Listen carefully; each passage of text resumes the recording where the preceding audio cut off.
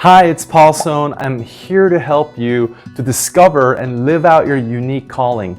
In this video, I'm going to be talking about why you may be confused about your calling, and we'll explore the 3 common half-truths that people often think of their calling.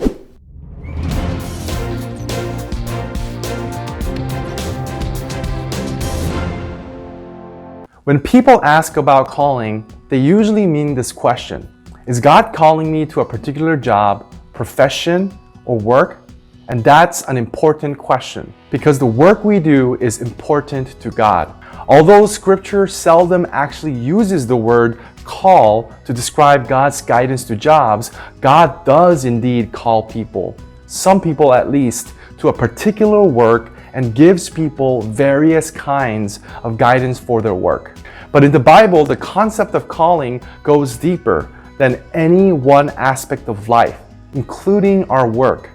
God calls people to become united with Himself in every aspect of life. And this can only occur as a response to Christ's call to follow Him. In other words, the calling to follow Christ lies at the root of every other calling. So now that I've shared a brief overview of what calling entails, let's look at 3 half-truths that people often think about calling. So the first half-truth can be expressed in this statement: if I'm serious about my faith, I should consider ministry and missions before anything else. Now, this half-truth is problematic for a couple of different reasons. First, it implies that anyone outside of formal ministry or missions is not serious about their faith, at least not compared to pastors or missionaries. Now, nothing could be further from the truth. Obviously, pastors and missionaries take their faith seriously, but you can find also heroes of faith and spiritual role models in any profession. In fact, several years ago, Christianity Today ran a list called the 33 under 33, which consisted of 33 Christian leaders under the age of 33 who were shaping the faith of the next generation. Now, guess how many pastors and missionaries were represented in this list? Not even 10%. Instead, the list consisted of entrepreneurs, social activists, authors, YouTubers, and hip-hop artists, and so on. So instead, anyone considering a career in ministry or missions should be asking the question: do I have the gifts required to serve effectively in these roles? That brings us to the second reason this half-truth gets it wrong.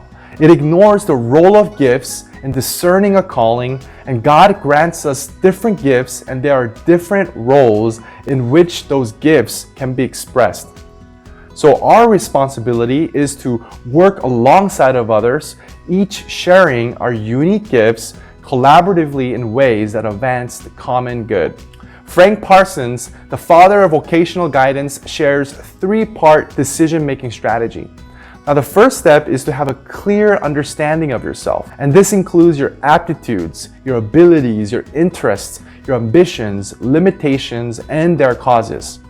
Now, once you've done that, the second step of the process is to have a clear knowledge of the requirements, conditions of success, advantages and disadvantages, compensation, opportunities, and prospects in different lines of work. Now, once you've done these 2, the third part of the strategy is to have a true reasoning on the relationships of these 2 groups of facts.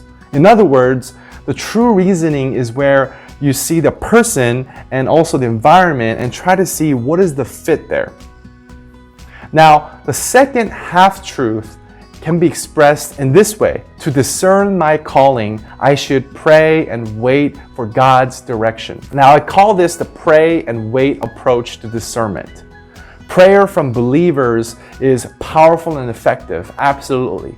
However, the problem is not with prayer, it's actually with the waiting, or rather the passive approach to waiting that people exhibit when praying for a divine revelation. Now, patience is a virtue, but such passive waiting leads to a strategy in which all clues are ignored.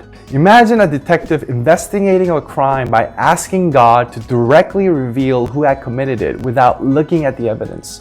We probably consider that detective incompetent or even irresponsible or both.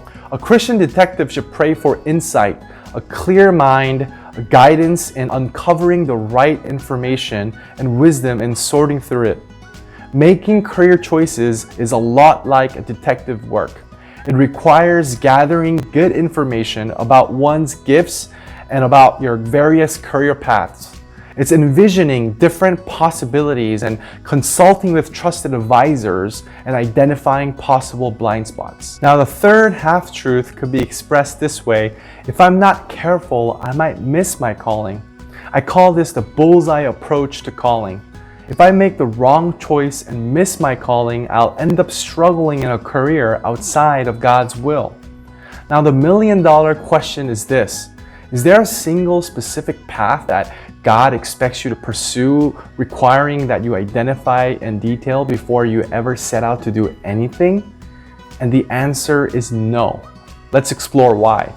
Now, there is God's will of decree and there's God's will of desire, and those two are clear in Scripture.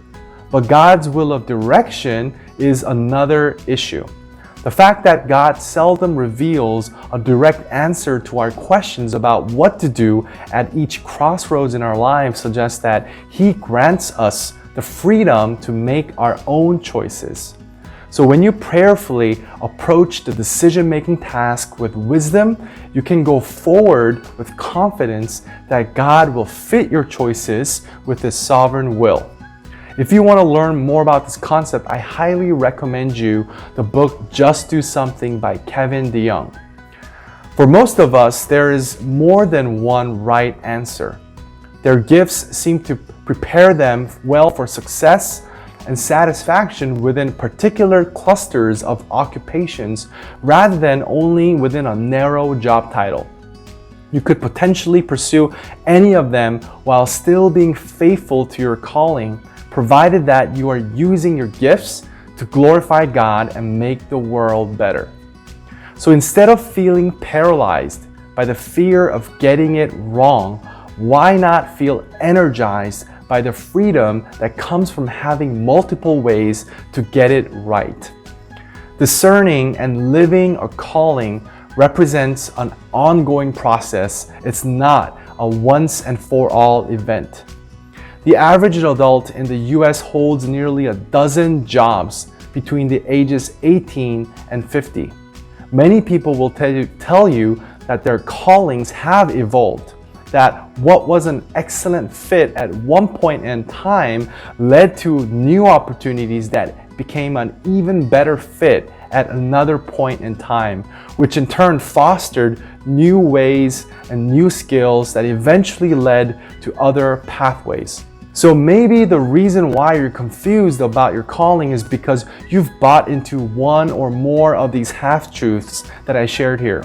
I believe it's only when we have a biblical, accurate understanding of calling that we can truly step into the fullness of our calling. Till next time, listen to your call.